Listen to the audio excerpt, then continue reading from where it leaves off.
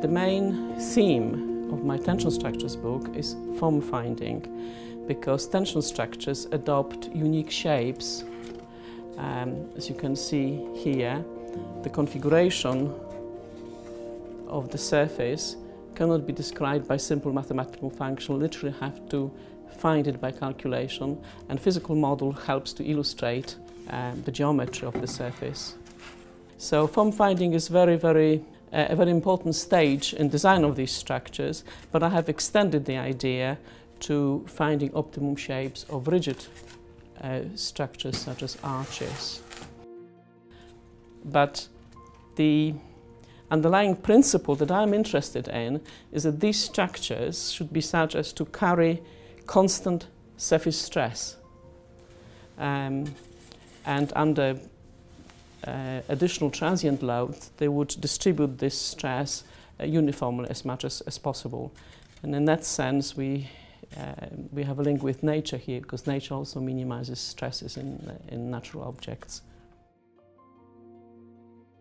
Design in nature learning from trees.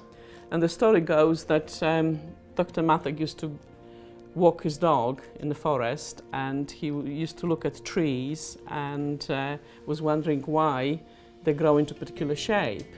And after some further research at the university, he's a physicist, he decided trees grow in a direction of constant surface stress. Specifically von Mises stress, which is a single value of stress describing three-dimensional stress.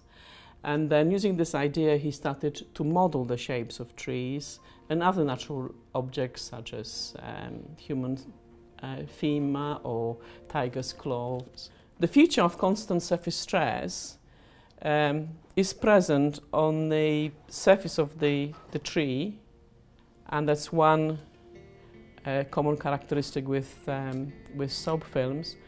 But the other feature, minimum surface area, is shown here, where the tree has lost its branch, and the healing process ensures that the area of the wound is a minimal surface. So nature always minimizes the energy required to keep the object healthy. Well, I hope that by promoting form finding as an alternative approach to design, we'll be able to build aesthetically pleasing and durable structures, because durability is the key metric of sustainability.